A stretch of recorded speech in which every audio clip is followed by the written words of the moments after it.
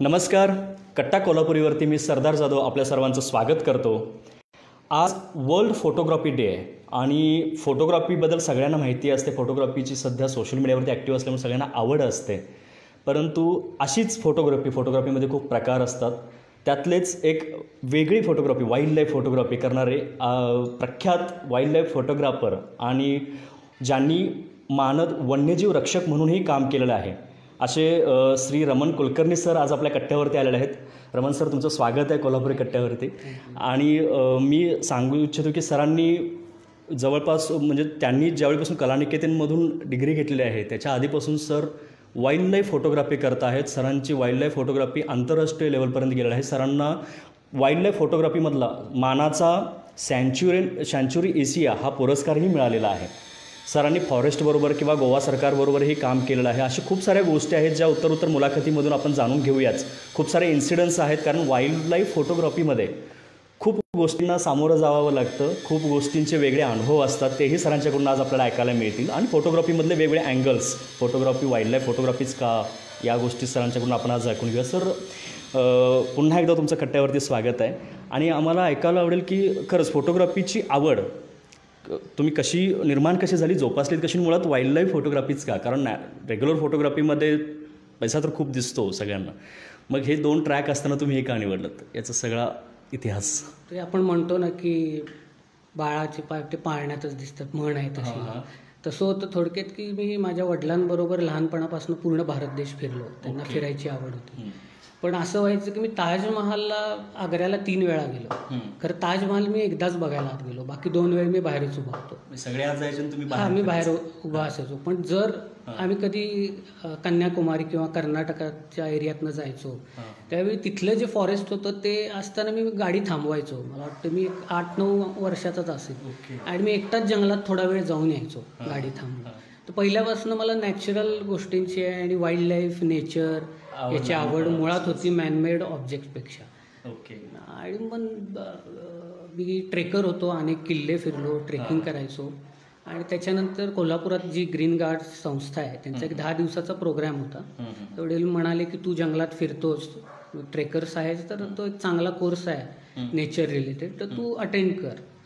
आणि तुम्ही 10 दिवसाचा वर्कशॉप केलं. त्याच्यामध्ये खूप रिसर्चर आले, काही प्रोफेसर्स, डॉक्टर्स आणि वाईल्ड लाईफ एक्सपर्ट, त्यांची लेक्चर्स असायची, स्लाईड शो असायचा. आणि त्याच्यानंतर मला तो माझा अँगल निसर्गाकडे बघण्याचा बदलला आणि मग मी या क्षेत्रात खरं तर आलो. प्रोफेशनली फोटोग्राफी आणि वाईल्ड लाईफ फोटोग्राफी हो.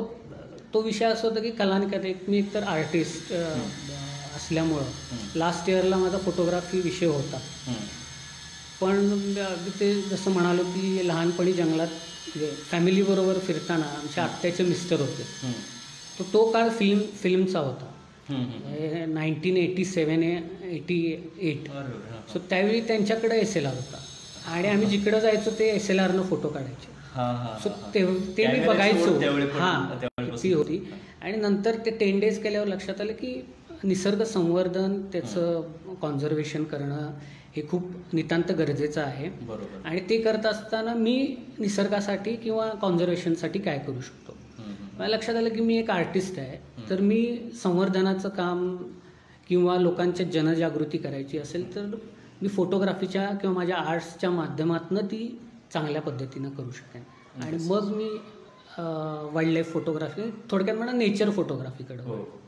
आणि योगायोग म्हणा किंवा आपलं भाग्य, आपल्या पश्चिम घाट आपल्याला जो डायव्हर्सिटी हॉटस्पॉट म्हटला जातो, जिथं बायोडायव्हर्सिटीसोबत वाईल्ड लाईफ इतकी वेगळी आणि एवढ्या मोठ्या प्रमाणात आहे आणि त्याचं जतन करणं तितकंच गरजेचं आहे. त्याच्यासाठीही सरांचा पुढाकार फार मोठा आहे. त्याच्यामध्ये त्यांनी फार मोठं कामही केलेलं आहे. याबद्दलची फोटोग्राफी म्हणा किंवा त्यांचं काम त्यांच्या फेसबुक पेजवरती आपल्याला बघायला मिळेलच आणि त्याची लिंक आम्ही नंतर आपण आपल्या डिस्क्रिप्शनमध्ये टाकू. मला सर असं विचारायचं आहे की तुम्ही जवळजवळ वाईल्ड लाईफ फोटोग्राफी करताना 10 ते 11 डॉक्युमेंटरीसुद्धा बनवल्यात, ज्यामध्ये बऱ्यापैकी लोकांनी बघितलेल्या असतील की राधानगरी द लँड ऑफ गौर ही सुद्धा आहे. आणि अशा खूप साऱ्या डॉक्युमेंटरीज आहेत ज्या बघताना आंतरराष्ट्रीय लेवलच्या वाटतात, ज्या खूप सुंदर बनवलेल्या आहेत. तर त्याच्या पाठीमागलं तुमचं कष्ट त्याच्यातून दिसतंच, परंतु ते तुमच्याकडून आम्हाला ऐकायला आवडेल.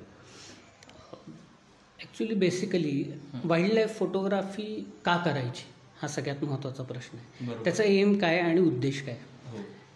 वाईल्ड लाईफ फोटोग्राफीचा एकमेव उद्देश आहे की अवेअरनेस, वन्यजीवांविषयी म्हणा बरोबर. किंवा जंगलाविषयी अवेअरनेस हा लास्ट उद्देश वाईल्ड लाईफ फोटोग्राफीचा आहे. हे करत असताना मी जवळजवळ आत्तापर्यंत 300-400 कॉलेजेस, शाळांमध्ये स्लाईड शो आणि लेक्चर्स घेतली हो. माझ्या फोटोच्या माध्यमातून. माझ्या लक्षात आलं की मी प्रत्येक ठिकाणी पोहोचू शकत नाही. बरोबर. आणि हा अवेअरनेस, ह्याचं वेस्टर्न घाटचं महत्त्व, जंगलाचं, वन्य प्राण्यांचं महत्त्व लोकांपर्यंत पोहोचवायचं असेल तर ते आपल्याला फिल्मच्या माध्यमातून जास्त लोकांपर्यंत पोहोचवता येईल. बरोबर. आणि म्हणून मग फोटोग्राफी करत करत फिल्मकडं आम्ही वळलो की येस येस येस ते लोकांपर्यंत पोहोचतो. मला त्याबद्दल तुम्हाला खूप शुभेच्छा द्यायच्यात, कारण तुमचा जो उद्देश आहे ना तो खूप याच्यामुळे पूर्ण होऊ शकतो. कारण डॉक्युमेंटरीज खूप लोकांनी त्या बघितलेल्या आहेत आणि आम्ही तर आवडीने त्या स्टेटसला ठेवायचो, कारण इतक्या चांगल्या प्रकारे तुम्ही त्या बनवलेल्या आहेत. वाईल्ड लाईफ फोटोग्राफी म्हणावी तितकी सोपी नसते. रेग्युलर फोटोग्राफी तर तितकीशी सोपी आहे, परंतु वाईल्ड लाईफ फोटोग्राफीमध्ये खूप कष्ट, खूप रिस्क असते. त्या गोष्टी सरांच्याकडून आपल्याला ऐकायच्याच आहेत. परंतु सर आम्हाला हेही म्हणजे माझा असा प्रश्न असेल की वाईल्ड लाईफ फोटोग्राफी आणि आपली रेग्युलर फोटोग्राफी याच्यातला नेमका फरक काय आहे. फोटोग्राफी म्हणजे काय. हां. तो फोटो म्हणजे लाईट, हां. ग्राफिटी म्हणजे ग्राफ किंवा चित्र थोडक्यात. त्याच्यावरनं फोटोग्राफी शब्द 1839मध्ये एका शास्त्रज्ञानं पहिल्यांदा वापरला. आता वाईल्ड लाईफ आणि अदर फोटोग्राफीमध्ये डिफरंट काय, तर लाईट म्हणजे फोटोग्राफी. सो वाईल्ड लाईफ सोडूनच्या अदर फोटोग्राफी, जसं मॉडेलिंग फोटोग्राफी असेल, वेडिंग असेल या प्रॉडक्ट शूट असेल, ते आपण लाईटवर कंट्रोल करू शकतो. वाईल्ड लाईफ आणि नेचरमध्ये लाईटवर आपला कुठलाच कंट्रोल असत नाही. एक बेसिक गोष्ट. आणि नुसतं कॅमेरा आहे आणि जंगलात गेलं म्हणून वाईल्ड लाईफ फोटोग्राफी होऊ शकत नाही. तर तुम्हाला त्या जंगलाविषयी, तिथल्या हॅबिटाटविषयी, तिथल्या आढळणाऱ्या प्राण्या पक्ष्यांविषयी मुळात माहिती पाहिजे, त्यांचं बिहेवियर माहीत पाहिजे, तर तुम्ही ती फोटोग्राफी चांगल्या पद्धतीनं करू शकता. जंगलात राहण्याची आपली सवय असायला पाहिजे, तेवढे आपण काय म्हणतात ते स्ट्रॉंग असायला पाहिजे, कारण कशीही परिस्थिती येऊ शकते. तुम्ही कुठल्याही अडचणीमध्ये तुम्ही जाताय त्यावेळी त्या गोष्टींना फेस करण्याची तयारी ठेवायला पाहिजे. आणि आपल्या पश्चिम घाटात तर खूप पाऊस असतो. अशा अवस्थेत रस्ते चिखलाचे असतील, कुठल्याही अवस्था असतील, तर त्यामधून जाऊन फोटोग्राफी करणं खरंच एक मोठं काम आहे आणि धाडसाचं काम आहे. मग मला तर मुळात असं वाटतं की एक सामाजिक काम आहे. कारण नेचरबद्दल अवेअरनेस लोकांच्यामध्ये निर्माण करण्यासाठीची ही फोटोग्राफी आहे. याच्यातून पैसा म्हणजे एक व्यावसायिक स्वरूप इतकं म्हणावं तितकं, म्हणजे दुसरा जो ऑप्शन आहे रेग्युलर फोटोग्राफी त्यापेक्षा फार कमी आहे. तरी पण हे लोक करणारे जे असतात हे खरंच एक सोशल दृष्टिकोन त्यांचा फार मोठा असतो, म्हणून ते करतात. आणि सरांच्या साईडवरती किंवा फेसबुक पेजवरती आपल्याला ते दिसून येईल की कुठल्या अवस्थेमध्ये काही काही फोटो काढलेले आहेत. आणि खरंच त्यांना इतके मोठे पुरस्कार कशाबद्दल मिळालेले असतील तर ते पेज चेक करताना आपल्याला कळेल. सर मला हे विचारायचं की आता अनेक पब्लिकेशन्स तुम्ही फॉरेस्ट डिपार्टमेंटसाठी केलेले आहेत, गोवा सरकारसाठी केलेले असतील, आपल्या इथल्या फॉरेस्टसाठी केलेले असतील, तर याच्यामध्ये काम करताना तुम्हाला काही वेगळा अनुभव किंवा ऑफकोर्स शासनाचं काम आहे तर शासनाकडून काही सपोर्ट भेटला किंवा तुमचं तुम्हीच पुढाकार घेऊन केलात. मुळात मला सांगायला आवडेल की हे कसं सुरुवात झाली. ज्यावेळी मी ते 10 days केला आणि त्याच्यानंतर जे ग्रीन गार्ड्समधले जे मुळात मेंबर आहेत, फारुख मेहतर आहेत आणि अदर लोक आहेत, त्यांच्यामुळे जंगलात फिरताना सगळ्या गोष्टी कळत गेल्या, उलगडत गेलं. पुस्तकी ज्ञान वेगळं असतं आणि तुम्ही फील्डवर जे शिकता ते वेगळं असतं, फरक असतो. तर त्यावेळी मला ॲज अ आर्टिस्ट आणि मी त्या ऑफिसरना भेटायला गेलो की मला एक फोल्डर पाहिजे आपल्या चांदोली अभयारण्याचं. त्यावेळी व्याघ्र प्रकल्प नव्हता तो. तर ते मी बघितलं फोल्डर, तर त्याच्यावर सगळं चुकीची माहिती आणि फोटो बाहेरच्या देशात, म्हणजे थोडक्यात कायम होतं की बिबट्याच्या जागी चित्त्याचा फोटो टाकलेला असतो आणि अशा गोष्टी असतात. सो मी काय केलं की आपलं एक फोल्डर डिझाईन तयार केलं आणि त्यांना ते प्रेझेंट केलं की हे असं असावं. आणि त्यांना ते आवडलं की हे आम्ही कुठून तरी फोटो काहीतरी कलेक्ट करतो आणि चुकीची माहिती लोकांपर्यंत पोहोचते. तर हे, आणि मग तिथून खरं तर फॉरेस्टच्या कामासंदर्भात थोडंसं सुरुवात झाली. यात सगळ्यात महत्त्वाची ही गोष्ट आहे, काही लोक विचारतात की तुम्ही कसं करू शकता, इतर लोक करू शकत नाहीत का, किंवा तुम्ही फोटोग्राफी करता, एवढा महाग छंद आहे, तुम्हाला कसं जमतं, तर त्यातनं इन्कम कसं होतं. खरंच हे ऐकायला तर ह्याच्यामध्ये असं आहे की समजा एखादं कॉफी टेबल बुक करायचं असेल किंवा एखादं फील्ड गाईड करायचं असेल, तर साधारण फोटो जर घ्यायचा झाला कोणाचं 200-250 रुपये तरी थोडं मानधन लोकांना द्यायला हवं. बरोबर. जर माझं एक मी बुक केलं आणि त्याच्यात जर 1000 फोटो असतील ते 1000 गुणिले 200 रुपये म्हटले तरी ते पैसे किती होतील लोकांना मानधन द्यायचं झालं.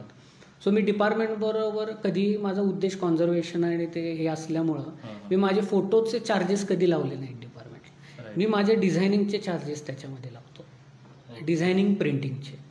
सो समजा एक पुस्तक आपल्याला 8 लाख रुपयाला पडत असेल तर ते 3 लाख 4 लाखमध्येच डिपार्टमेंटला मिळतं.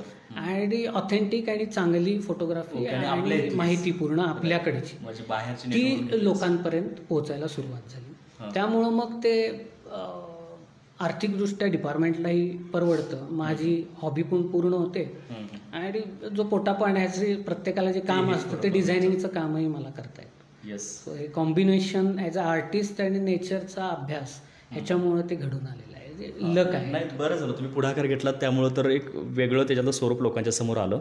आम्हाला हे विचारायचं आहे की सर, आता आपला जो पश्चिम घाट आहे वरती चांदोली, आता जसं म्हटलात की तुम्ही व्याघ्र प्रकल्प, सह्याद्री व्याघ्र प्रकल्प, दाजीपूर अभयारण्य, राधानगरी, खाली तिलारी असेल, असं खाली कर्नाटकापर्यंत हा जो पट्टा आहे ह्याच्यामध्ये खूप प्रकारची वाईल्ड लाईफ आहे, वेगवेगळ्या प्रकारची, म्हणजे बायोडायव्हर्सिटी हॉटस्पॉट का असेल तर हे याच्यावरून कळतं. तर त्याबद्दल हे काम करत असताना तुम्हाला मानद वन्यजीव रक्षक म्हणूनही तुम्ही काम केलं. फार हा एक सन्मान आहे जो शासनाकडून दिला जातो. इतकं चांगलं काम असल्यामुळे सरांना मानद वन्यजीव रक्षक म्हणून काम करता आलं. तर वन्यजीवांचं काम करताना आता जीवांशी संबंध येतो, तर त्याच्याबद्दल तुम्हाला काही वेगळे अनुभव सांगायचे आहेत का? की काही रस्त्यांच्यामुळं खूप प्राण्यांना प्रॉब्लेम्स आले, ती मग हॅबिटेट्स म्हणजे लोकांच्या याच्यामध्ये घुसायला लागलेत आणि याच्यामुळं त्यांच्यावरती लोकांचं पण अतिक्रमण व्हायला लागलं आहे, असे काही वेगळे अनुभव? ही तर खूप साधा महत्त्वाचा प्रश्न तुम्ही विचारलात. थोडासा फोटोग्राफीपासनं थोडासा वेगळा आहे, पण खूप महत्त्वाचा प्रश्न आहे. बघा, एक सगळ्याचं मूळ आपण काही बघितलं तरी लोकसंख्या वृद्धी हा, लोकसंख्या अफाट वाढली आणि त्याच्या गरजा शेवटी हे जंगलच भागवत असतं. मग ते ऑक्सिजन असू दे, पाणी असू दे, फूड असू दे, सगळ्या गोष्टी जंगल भागवत असताना आपण एकीकडं म्हणतो की जगातल्या महत्त्वाच्या हॉटस्पॉटपैकी एक हिमालय आपल्याकडं आणि दुसरा वेस्टर्न घाट आहे. हे असं सगळं आपण बोलण्यात करतो, मिटिंग्ज होतात, हे होतात, पण आपण बघितलं की कारण नसताना आपण घाट रस्ते करत सुटलेलो. म्हणजे एवढी जी डायव्हर्सिटी आपल्याकडं आहे, वाईल्ड लाईफ तुम्ही म्हणता, बर्ड्स आहेत, ॲम्फिबियन्स, रेप्टाईल्स, प्लांट्स व्हरायटी ज्या क्रिटिकली एंडेंजर आहेत, काही फक्त पश्चिम घाटातच आढळून येतात, जगात कुठेही नाही. बरोबर. कास पठार तुम्हाला माहिती आहे. तर त्याच्यामध्ये आपण अतिक्रमण करत चाललेलो आहे. लोकवस्ती वाढती आहे, शेती आपण करतो, त्यातसुद्धा आपण व्हरायटी शेती करत नाही. पाणी आल्यामुळं एकसारखं ऊस लावत चाललो आहोत. तसंच आता तुम्ही तिलारीचा विषय काढला तर तिलारी कॉन्झर्वेशन रिझर्व झालेलं आहे. आम्ही वर्षापासून प्रयत्न करतो की त्याला एक स्टेटस मिळावं, की त्याला सँच्युरी मिळावी, त्याला प्रोटेक्शन मिळावं, कारण तो कर्नाटका, गोवा आणि महाराष्ट्राचा बॉर्डर एरिया आहे तिलारी. आणि काही महत्त्वाचे प्राणी, पक्षी, फुलपाखरं, वनस्पती आहेत ज्या फक्त तिथं येऊन रिस्ट्रिक्ट होतात तिलारीमध्ये. आणि खरं सगळ्यात मुख्य म्हणजे जे वाघाचं प्रजनन आहे ते तिलारी भागात होतं. आणि ते मग वाघ, राधानगरी, ताडोबा हा कॉरिडॉर जो महत्त्वाचा आहे हा त्याच्यासाठी महत्त्वाचा आहे. पण आज होतंय काय की केरळियन लोक येतात आणि आपण आपल्या छोट्या स्वार्थासाठी हजारो हेक्टर आणि एकर जमीन आपण केरळियन लोकांना देतो आणि मग त्यांनी ते सगळं जंगल तोडलेलं आहे. मुळात काय होतं, सिंधुदुर्ग सारख्या डिस्ट्रिक्टमध्ये प्रायव्हेट लँड जास्त आहे, म्हणजे त्याच्या फॉरेस्ट आहे पण ते फॉरेस्टच्या ताब्यात नाही आहे, ते प्रायव्हेट. सो तर ते घेतात आणि पूर्ण जंगल साफ करतात, रबर प्लांटेशन करतात, अननस करतात आणि मग ही लोक तुम्हाला जंगलात मिळेल ते मारून खायला तयार असतात. सो खूप मोठं प्रेशर आपल्या वेस्टर्न घाटवर आहे. आणि सर्वसामान्यांना ह्या गोष्टी बऱ्यापैकी माहीत नसतात. आणि वन्यजीव रक्षक म्हणून तुम्ही काम करताना या लोकांना काय संदेश द्याल, किंवा आपल्या इकडच्या पश्चिम महाराष्ट्रातल्या या लोकांचा? ते म्हणेल की मीडियाचा रोल हा खूप सगळ्यात महत्त्वाचा आहे. कारण मीडिया, तुम्ही लोकांपर्यंत अशा जे काम करतात, खूप जण वेस्टर्न घाट बचावासाठी प्रयत्न करत आहेत, तर त्यांच्यापर्यंत तुम्ही पोहोचू शकता आणि खरं सत्य लोकांना सोप्या भाषेत सांगू शकता. जसं मी म्हटलं, फोटोग्राफी हा एक जो पार्ट आहे त्याच्यामध्ये मी सह्याद्री वार्ता नावाचं मॅगझिन डिपार्टमेंटसाठी चालवत होतो. त्याचे आर्टिकल एक्सपर्टकडनं गोळा करायचो, फोटो माझ्याकडचे वापरायचो. त्यात आर्टिकल पण ह्या रिलेटेड घ्यायचो की फोटो असायचा की आधीचं जंगल बघा आणि मग तिथं मायनिंग झालं आहे किंवा मग तिथं रबर प्लांटेशन किंवा अननस झालेलं आहे आणि त्याचाच इम्पॅक्ट हा वाईल्ड लाईफ आणि ॲनिमल कॉन्फ्लिक्ट्समध्ये होत असतो. Okay okay okay. तुम्ही आता सांगितलं की असं मायनिंग वगैरे होतं ज्याचं तुम्ही म्हणजे ते पुढाकारानं दाखवलं, तर याच्यावरती तुम्हाला कुठं विरोध वगैरे झाला असं काही अनुभव आहेत का? नाही, होतो ना. अनेकदा फोनही आलेले आहेत, धमकी वजा प्रेमाचे असे फोन येतात. पण शेवटी कसं असतं की जे आपण प्रामाणिक काम करतो ते मांडायला काहीच हरकत नाही, त्याला घाबरायचं काही कारण नाही आहे. जसं आता as a wildlife warden मी टायगर सेल कमिटी मेंबर होतो. आपले SP त्याचे अध्यक्ष असतात. तर महाराष्ट्रातल्या सगळ्या टायगर सेल कमिटीच्या रेग्युलर ज्या मिटिंग्ज आहेत त्या मी घडवून आणल्या, जेणेकरून फॉरेस्ट डिपार्टमेंट आणि पोलीस प्रशासन यांच्यामध्ये एक कम्युनिकेशन गॅप जो आहे तो कमी करता येईल. त्याच्यासाठी वाईल्ड लाईफ क्राईम कंट्रोल ब्युरोचे मोरोक्को आहेत एक्सपर्टी, ते त्यांना बोलवलं. त्यानंतर सर्व पोलीस आणि सगळ्या स्टाफचे शाहूवाडी आणि मलकापूरमध्ये ट्रेनिंग झालं एक दिवसाचं, की ज्याच्यामध्ये वाईल्ड लाईफ क्राईम रिलेटेड आणि त्या संदर्भात गोष्टी होत्या. तर हे काही कधी पेपरात नसते येत, किंवा ज्यावेळी शिकारीला लोक बाहेर पडतात त्यावेळी काही चांगली लोक निसर्गाचे काम करणारे मला फोन करून कळवत असतात की आज या ठिकाणी अशी गतिविधी शिकारीची होणार आहे किंवा तर ते इन्फॉर्मेशन पुढं पास ऑन करायचं काम मी करत असतो. आणि मग अनेकदा पोलीस प्रशासनसुद्धा काही शिकारीच्या केसेस वगैरे पकडल्या, तर ते काही वेळा मग पडद्यामागचं कलाकार होऊन काम करावं लागतं. इन्सिडन्स म्हणजे खूप सारे असे अनुभव असतील जे जंगलामध्ये तुम्हाला एवढ्या मोठ्या पट्ट्यामध्ये तुम्ही फिरताय, अशा ठिकाणी तुम्हाला राहावं लागतं की जिथं नेटवर्क नाही आहे, 8-8, 10-10 दिवस एवढा संपर्क कोणाचा येत नाही सामान्य जनजीवनाचा. तर अशातले काही आठवणीत राहिलेले अनुभव? आपला वेळ पुरायचा नाही अनुभव. ऑफकोर्स आता एवढ्या वर्षी काम करताय म्हटल्यानंतर तेवढा असणारच आहे. लोकांना खूप तेच मी म्हणालो की आपण पेपरात बातमी आली की हिंस्त्र प्राणी, हिंस्त्र वाघ, हे जे शब्द आहेत हे सगळे चुकीचे आहेत. म्हणजे प्राणी हिंस्र इतके नसतात. मनुष्य प्राण्या एकमेव हिंस्त्र आहे, दुसरा कुठलाही प्राणी हिंस्त्र नाही.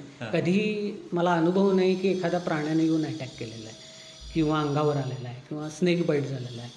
आता इतक्या साप आणि इतक्या प्राण्यांच्या संपर्कात मी आलो, पण कधीही हल्ला नाही झाला. त्याचं रिझन हेच आहे की तुम्हाला माहीत पाहिजे त्यांचं बिहेवियर, की तुम्ही त्यांचे किती डिस्टन्सपर्यंत गेलं पाहिजे, तुम्ही कसं बिहेव केलं पाहिजे. वाघाचं वगैरे फोटो काढायला गेल्यानंतर असं नाही, असं होत नाही. मुळातच जिथं वाघांची संख्या जास्त आहे तिथं आपण चालत फिरू शकत नाही. ॲक्च्युली लकीली मला चालत फिरायला मिळालं, जसं वाईल्ड लाईफ सेन्सस असतं प्राणीगणना, त्यामुळे मी मेळघाट पूर्ण चालत फिरलेलो आहे, ताडोबा पूर्ण चालत फिरलेलो आहे जिथं वाघांची. त्यावेळी काही इन्सिडेंट्स घडले की अगदी 15-15 फुटावर वाघ चालत असताना सुद्धा बघितलेला आहे. पण असं कधीच घडलं नाही की वाघानं हल्ला केला किंवा, म्हणून त्याला जंगलातलं जंटलमन असं म्हटलं जातं वाघाला. तर हे लोकांचे गैरसमज आहेत. असं अस्वलांचे हल्ले होतात, हे होतात, गव्यांचे हल्ले आपल्याकडे जास्त होतात. तर त्याला रिझन वेगवेगळी आहे. मुद्दामून येऊन गवा कधीच हल्ला करत नाही. तर इन्सिडन्स असं घडतात कधी कधी की अस्वलाची आयसाईट कमी असते, सो आपल्याकडं नाही घडत, पण विदर्भात घडतात की ती मोहाची फुलं आदिवासी गोळा करायला जातात किंवा तेंदूपत्ता गोळा करायला जातात, आणि मग अचानक समोरासमोर आल्यानंतर आपण जेवढं त्या वन्य प्राण्यांना घाबरतो त्याच्यापेक्षा जास्त ते आपल्याला घाबरतात. सो ते एक तर पळून जातात, आता अतिशय जवळ आल्यामुळं घाबरून ते स्वरक्षणार्थ हल्ला करतात. सो हा असे इन्सिडंट्स घडतात. पण जर अभ्यास असेल आणि त्यांचं बिहेवियर स्टडी असेल तर अशा गोष्टी होत नाहीत.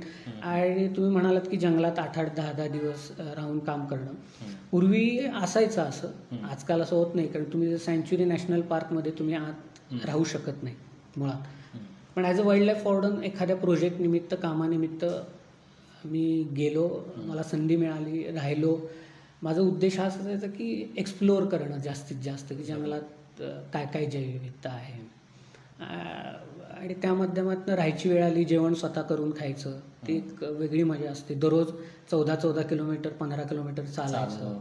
मग टिक्स लागतात, म्हणजे तांबवा म्हणतात ते, पावसाळ्यात जळू लागतात. पण निसर्गात जे कायम वाईल्ड लाईफमध्ये फिरतात त्यांना ह्या गोष्टी काही फार खास वाटत पण नाहीत आणि नवीन पण नाही, त्रास देत नाही. आता समजा एखादा मी फोटो पोस्ट केला की पायाला जळू लागले ते 30-40 आणि सगळा पाय रक्तानं भरलेला आहे, 30-40 जळू लागतात, काही सांगू शकत नाही. जर तुम्ही नाही लक्ष दिलं बुटाकडं आणि ते सॉक्समधनं आत जाऊन तुम्हाला लागले तर पूर्ण रक्तानं बूट भरून जातं, तर सर्वसामान्यांना ते वाटणार अरे एवढं रक्त आले आणि हे ॲक्च्युली त्याचा काहीच त्रास होत नाही, ते दुखतही नाही, फक्त तो रक्त थोडा वेळ वाहतं. तर हा सवयीचा पार्ट आहे. जसं लोकांना जंगलात गेलं तांबवा लागल्या तर लगेच इन्फेक्शन काही जणांना होतं, त्यांना मेडिकल ट्रीटमेंट पण घ्यावी लागते. आमचं ब्लडच आता असं तयार झालं की तांबवा लागल्या तरी काही होत नाही. सुरुवातीला त्रास सुरुवातीला झाला, पण आता ॲटोमॅटिक त्याच्या गोष्टींची सवय झालीत आणि जेवढं सिक्युअर जंगलात वाटतं तेवढंच शहरांमध्ये भीती जास्त वाटते लोकांच्या. नाही, हा सरांचा अनुभव फार वेगळा आहे. म्हणजे खरंच निसर्गाच्या जवळ गेल्यानंतर निसर्गसुद्धा आपल्याला कसं सामावून घेतो तसं आहे की अचानक आपण गेलो तर प्राणी आपल्यावरती येतील. आपला तसं मुळातच आपल्या विचार तसे असतात. सरांचे विचार मे बी तसे नसल्यामुळे त्यांच्यावरती प्राणी अटॅक नाहीत करत, तर एक वेळ काही वेळेला जवळसुद्धा येऊन बसतील, फोटोला पोजही देतील असं होऊ शकतं. It's a joke. आणि मला सर असं विचारायचं आहे की कंपोजिशन नाही, आपल्याला रूल्स इथिक्स काही असतील फोटोग्राफी, वाईल्ड लाईफ फोटोग्राफीमध्ये काही? येस, सगळ्यात महत्त्वाचा फोटोग्राफीतला हां, मग ते विचारला तो. कारण वाईल्ड लाईफ इथिक्स आहेत ते पाळूनच वन्यजीव, मी सगळ्यांना आवाहन करेन की काही नियमांचं पालन करूनच फोटोग्राफी करा. आज सगळ्यांकडं कॅमेरे आहेत, म्हणजे अगदी मोबाईलपासून सगळ्यांकडे आहे. हे करत असताना जंगलात गेलं, निसर्गात गेलं किंवा अगदी तुमच्या बागेत असेल, समजा एखादं घरटं दिसलं आणि त्यात पिल्लं आहे, तर तो फोटो छान येतोय म्हणून त्याच्या मागं लागू नका.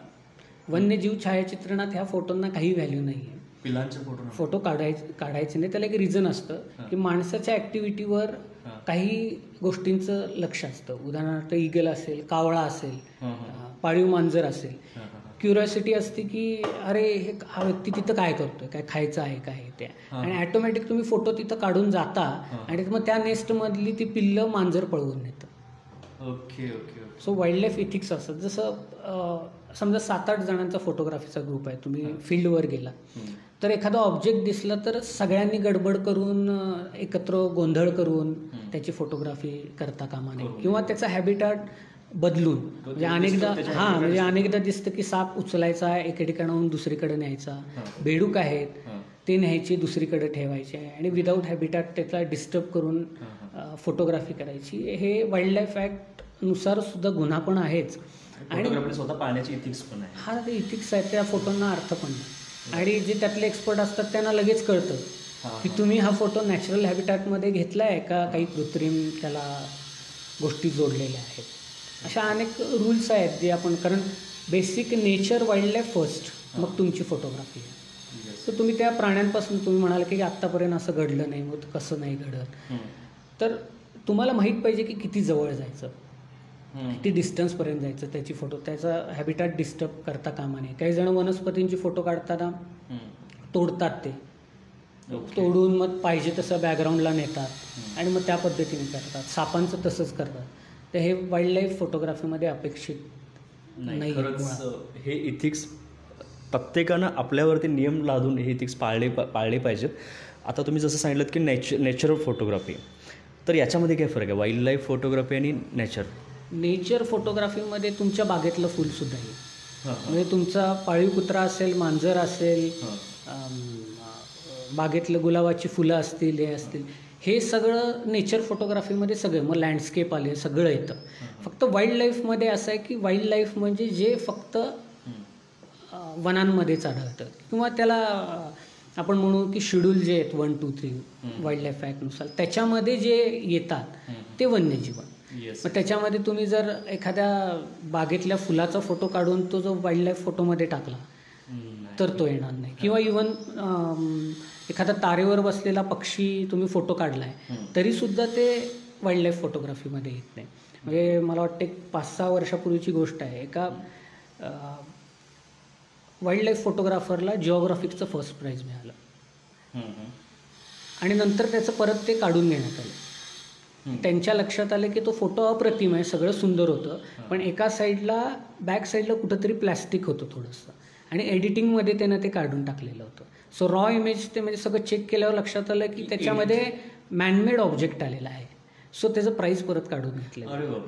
सो इतकं वाईल्ड लाईफ फोटोग्राफीमध्ये स्ट्रिक्टली पाळलं जातं. नाही, म्हणून तर ती फोटोग्राफी खूप अवघड आहे आणि तितकी जिकरीची आहे. सर त्याच्याबद्दल ट्रेनिंग्सही देतात. सर त्याच्याबद्दलचं म्हणजे ज्यांना गायडन्स हवं आहे तेही देतात. डिस्क्रिप्शनमध्ये आपल्या त्यांचा नंबरही आपण देऊ, त्यांना तुम्ही संपर्क साधू शकता. सर मला हे विचारायचं आहे की फोटोग्राफी करताना जसं मगाशी तुम्ही सांगितलं की जंगलामध्ये ज्यावेळी आपण जातो त्यावेळी तिथे काय आपल्याला अँगल ठेवलेला तयार नसतो, जसं आता रेग्युलर फोटोग्राफीमध्ये असते. लाईट आपल्याला हवी तशी करता येत नाही. तर असे खूप सारे फोटो आहेत की ज्या फोटोसाठी ज्या मी वाचलेलं आहे की अशा फोटोसाठी एक एक आठवडा 10-10 दिवस लोकांना त्या फोटोग्राफर्सना तो अँगल येईपर्यंत थांबावं लागतं. तर असे खूप सारे अनुभव असतील, तर त्यापैकी काही अनुभव? ते खूप असतं. तुम्ही जर वाईल्ड कोल्हापूर फिल्म बघितली असेल तर वाईल्ड कोल्हापूरमध्ये ज्या प्राण्या पक्ष्यांच्या ॲक्टिव्हिटी दाखवलेल्या आहेत की गवे अगदी 8 फुटावर आणि 7 फुटावर येऊन पाणी पित आहेत, किंवा पक्षी एकदम जवळ येऊन त्यांचं नॅचरल बिहेवियर चालू आहे. म्हणजे एखादा मनुष्य प्राणी बसलाय म्हणून डिस्टर्ब होऊन त्यांची नॅचरल ॲक्टिव्हिटी त्यांनी चेंज केली आहे असं तुम्हाला कधीच दिसणार नाही. त्याच्यासाठी कंटिन्युअस बसायला लागतं. म्हणजे एके ठिकाणी हाईड वगैरे लपायचं करून त्याच्यामध्ये बसून सकाळी तुम्ही 6ला बसला की संध्याकाळी 6ला त्याच्यातून बाहेर यायचं. आणि ते इतकं लहान आम्ही तयार करतो की त्यात असं आखडून बसावं लागतं, तो कॅमेरा लेन्स ट्रायपॉड लावून, आणि मग ते घ्यावं लागतं. तसं ते उदाहरण तुम्ही म्हणालात तसं आणि एक फिल्म आहे, मला वाटते नॅशनल जिओग्राफिक ट्रॅव्हलरवरती आहे. आपल्याकडे एक सिटाणा फॅन थ्रोटेड लिझार्ड नावाचा एक सरडा आढळतो. त्या नराला ब्रीडिंग पिरियडमध्ये खूप सुंदर असा पडदा येतो. तर त्याचं 3 वर्ष आम्ही त्या सीझनमध्ये सीझनमध्ये त्याचं शूटिंग करत असताना माणसाचं त्यात हे झालं की ते निघून जायचे, नॅचरल ॲक्टिव्हिटी करत नाहीत. पण तिथल्या त्या फॅन थ्रोटेड लिझार्ड आणि त्या हॅबिटॅटमध्ये असणारे पक्षी म्हणजे येलो वॅटल, लॅपविंग असेल अदर पक्ष्यांना आमची सवय झालेली होती आणि त्यांचं नॅचरल बिहेवियरमध्ये काही फरक पडत नव्हता.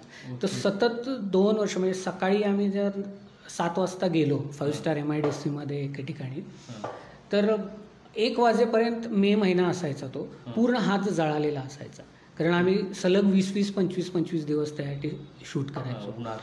तर तो एक अनुभव आहे की नंतर पूर्ण हात काळे पडलेले असायचे. पण त्यात एक वेगळा सॅटिस्फॅक्शन आणि आनंद असतो, त्यामुळे तो त्रास वाटत नाही. कारण ती एक पॅशन आहे. जसं तुम्ही सुरुवातीला सांगितलं की सरांना लहानपणापासून निसर्गाची एवढी ओढ आहे, एक वेड आहे, आणि त्या आपल्या पॅशनसाठी आपण जेव्हा काम करत असतो त्यावेळी त्याचा त्रास वाटत नाही. परंतु बाहेर आमच्यासारख्यांना बघणाऱ्यांना ते एक अप्रूप आहे सर, की खरंच जंगलामध्ये आम्ही भटकंतीला जात असतो, परंतु जंगलामध्ये असे राहून अशा अवस्थेत राहून आणि तिथल्याच हॅबिटेटसारखं आपलं जीवन बनवून घेऊन त्याची फोटोग्राफी करणं खरंच एक ग्रेट काम आहे. आता आम्हाला असंही आढळलं सरांनी जसं आता आपल्या डॉक्युमेंटरीजबद्दल सांगितलं, खूप साऱ्या डॉक्युमेंटरीज आहेत ज्या आपल्या यूट्यूबला मिळतील, त्यांच्या लिंक आपण डिस्क्रिप्शनमध्ये देऊ. तर याच्यामध्ये आम्हाला एक गोष्ट आढळली की सर तुम्ही ड्रोनचा वापर जास्त करत नाही त्याच्यामध्ये, वाईल्ड लाईफ जे शूट आहे त्याच्यामध्ये, तर असं का? सगळ्यात महत्त्वाची गोष्ट ही आहे की तुम्हाला त्या फॉरेस्टमध्ये काय जैवविविधता आहे ते दाखवायचं आहे. आणि ड्रोनचा वापर आहे हा तिथला हॅबिटॅट दाखवण्यापुरताच मर्यादित आहे किंवा ते निसर्ग सौंदर्य दाखवण्यापुरतं. कारण ते डोळे आपल्याला नाहीत की आकाशातून पक्ष्यांना जसं दिसतं तसं आपण कधीच बघितलेलं नसतं. त्यामुळे ड्रोनमधनं जे काही तुम्ही शूट घ्याल ते सुंदरच दिसतं. पण ह्याच्यामध्ये काही एज्युकेशनल फिल्म्स आहेत, लोकांना अवेअरनेस करण्यासाठी फिल्म आहेत, लोकांनी वावा म्हणण्यासाठी केलेल्या फिल्म नाही आहेत. सो आम्ही ड्रोनचा वापर एवढ्यासाठीच करतो की बाबा समजा राधानगरी असेल तर राधानगरीचं टेरेन कसं आहे. ज्यावेळी आपण म्हणतो सेमी एव्हरग्रीन फॉरेस्ट, तर सेमी एव्हरग्रीन फॉरेस्ट म्हणजे काय, समजा ग्रासलँड मेडोज शब्द आला तर ग्रासलँड तुम्ही कसं दाखवणार जमिनीवरनं प्रॉपर, गवत दाखवण्यापलीकडे तुम्ही काही दाखवू शकत नाही. सो त्यावेळी ड्रोनचा उपयोग केला. किंवा एखादा वॉटरफॉल दाखवायचा असेल तर ड्रोनचा वापर केला. पण अदरमध्ये जी आपण इन्फॉर्मेशन देतोय ती बेसिकली शाळेतली मुलं किंवा लेमॅन ह्यांना निसर्ग समजण्यासाठी करत असतो. तर ते मुळात जंगलातलंच शूटिंग तुम्हाला दाखवलं. म्हणजे हे फुलपाखरू आपल्याकडं दुर्मिळ आहे किंवा ही वनस्पती आपल्याकडं नामशेष होण्यासाठी आली आहे, हे तुम्हाला जागेवर जाऊन त्या जंगलाच्या हातच करावं लागतं. ते तुम्ही ड्रोनमधनं दाखवू शकत नाही. सरांनी खूप छान मार्गदर्शन केले की फोटोग्राफीमध्ये कसे आले, त्याच्या पाठीमाला इतिहास. वाईल्ड लाईफ फोटोग्राफी एक पॅशनच असली तर आपण करू शकतो आणि त्याच्यासाठी सर तर मार्गदर्शन करतात. फोटोग्राफीमधले इथिक्स काय असावे हेही तुम्ही सांगितलं. तर खूप सारे असं तरुण आहेत आपले की या फोटोग्राफीकडं एक छंद म्हणूनही बघतात किंवा आता आपले जॉब सांभाळत ह्या गोष्टी करतात, असे खूप लोक करत आहेत. तर त्यांच्यासाठी काही संदेश द्याल? आता तुम्ही मगाशी इथिक्सबद्दल याच्याबद्दल सांगितलंच, तर अजून काही वेगळं? खूप व्यावसायिक दृष्टीने करायचं झालं खूप जण येतात माझ्याकडे आणि मला विचारतात, मला म्हणतात की आम्हाला वाईल्ड लाईफ फोटोग्राफर व्हायचं आहे, तर तुम्ही काही मार्गदर्शन करा. तर ती ही साधारण मुलं असतात 17, 18, 19 वर्षाची, जे आज सगळ्यांकडे कॅमेरा आल्यामुळं निसर्गात जातात, फोटो काढतात आणि ती एक ज्याला आवड आहे त्याला इच्छा होती की आपण पण वाईल्ड लाईफ फोटोग्राफर व्हावं. त्यांना मी ते हेच कायम समजावून सांगतो की वाईल्ड लाईफ फोटोग्राफी हा बिझनेस असू शकत नाही किंवा त्यातनं तुम्ही इन्कम सोर्स म्हणून बघू शकत नाही. तर तुम्हाला जर फोटोग्राफी आवड असेल तर तुम्ही कमर्शियल क्षेत्रात उतरा.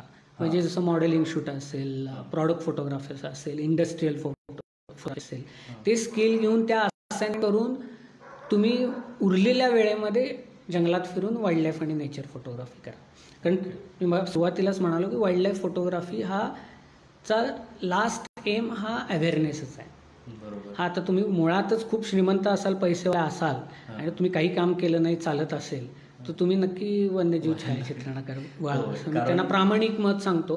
कारण अनेक लोक असं करतात की मी गाईड करीन आणि वाईल्ड लाईफ फोटोग्राफी करशील, पण एका स्टेजनंतर असं होतं की बाजूला पडलं जातं की इन्कम सोर्स काहीच नाही. आजकाल जंगलात फिरणं सुद्धा इतकं महाग झालं आहे.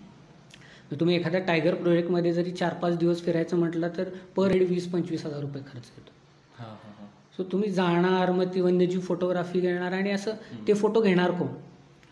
आज IT क्षेत्रातले अनेक जण आहेत ज्यांच्याकडे भरपूर पैसा आहे, ज्यांना 7-8 लाखाची लेन्स घेणं काय अवघड नसतं. ते घेतात आणि विकेंडला ते कबिनीसारख्या जंगलामध्ये फिरतात.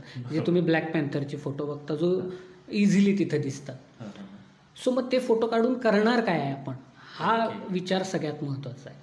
मी आज बर्ड फोटोग्राफी करणार, खूप सुंदर सुंदर बर्ड्सचे फोटो काढणारे लोक आहेत, पण ते त्यांचा व्यवसाय सांभाळून ह्या सगळ्या गोष्टी करत असतात.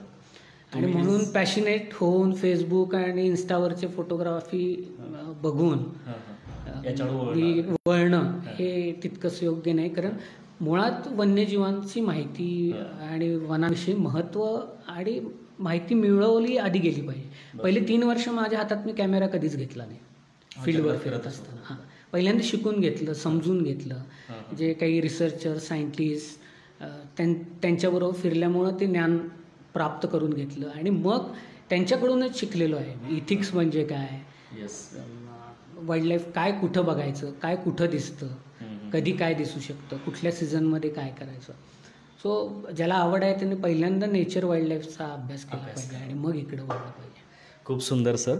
ॲक्च्युली वाईल्ड लाईफ फोटोग्राफी म्हणजे एक प्रकारचं सामाजिक कार्यच आहे माझ्या दृष्टीनं. तर मला असंच वाटतं आहे, कारण इतर ऑप्शन्स असताना सरांनी जसं सांगितलं की एक साईड बाय छंद म्हणून करणारे पण आहेत, परंतु असं पूर्ण वेळ करणं खरंच एक मोठं काम आहे. आणि तुमच्या या कामासाठी खूप खूप शुभेच्छा कट्टा कोल्हापूरकडून. आणि आज जो आंतरराष्ट्रीय वाईल्ड लाईफ म्हणजे फोटोग्राफी डे आहे, याच्या निमित्तानं सर वेळ काढून आज कट्ट्यावरती आले, त्याबद्दलही खूप खूप तुमचे धन्यवाद सर. खूप सुंदर माहिती दिलीत आणि या मार्गदर्शनाचा खूप जणांना लाभ होईल, तुम्ही लाभ करून घ्याल अशी अपेक्षा आहे. त्याचबरोबर सरांचे जे व्हिडिओज आहेत किंवा डॉक्युमेंटरीज आहेत, याही बघा, खूप सुंदर आणि अप्रतिम आहेत. सर खूप थँक्यू, तुमचे धन्यवाद. आणि वर्ल्ड फोटोग्राफी डेच्या पुन्हा एकदा तुम्हाला शुभेच्छा, सर्व दर्शकांनाही शुभेच्छा, खूप खूप शुभेच्छा. आणि फोटोग्राफी खूप सुंदर छंद आहे आणि नैसर्गिक फोटोग्राफी जसं सरांनी सांगितलं की नॅचरल फोटोग्राफी आणि वाईल्ड लाईफ फोटोग्राफी याच्यामध्ये खूप मस्त मजाही असते आणि निसर्गाचं तेवढा अवेअरनेस लोकांना करून देणं हेही तितकंच गरजेचं आहे. त्यामुळे सर फार मोठं काम आहे तुमचं. पुन्हा एकदा शुभेच्छा तुम्हाला. आणि मी सरदार जाधव आपल्या सर्वांचा निरोप घेतो. धन्यवाद.